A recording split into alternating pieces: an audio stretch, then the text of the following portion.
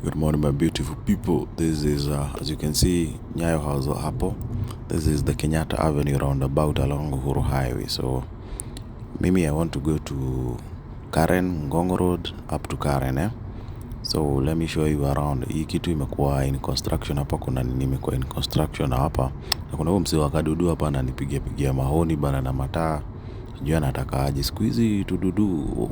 Anyway, let's proceed by the way.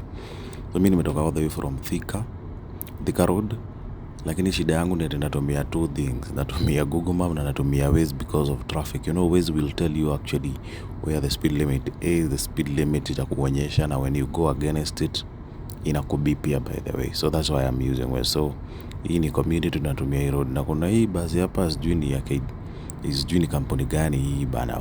Hii ni kama inaenda na coal. They're using coal instead of fuel. Unajua fuel siku hizi ni very expensive. It is understandable anyway. Tutafunga tu vioo. So unafaa kutumia hii road nitoke kwa hii niingie Ngong Road aka kagari. Unaona kuna huyu jamaa ametana hapo. Kananipigia honi mara kaa 40 hapo bana, na mimi there is nothing I would have done. The guy was doing a U-turn. Siku hizi tududu tunawekwa sijui ni aka gari ni turbo kako nayo ama shida ni gani.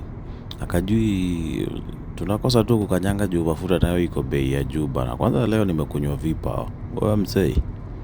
Wacha anyway, mimi sikibiza rangi na watu by the way, but so hii barabara inakuwa very confusing hapa.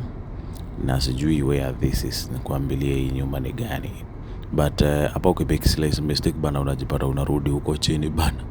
So this is how you join Ngong Road kutoka sasa community from na huyu msee na yeye pia anaendesha gari fulani. This must be a government owned vehicle, Prado.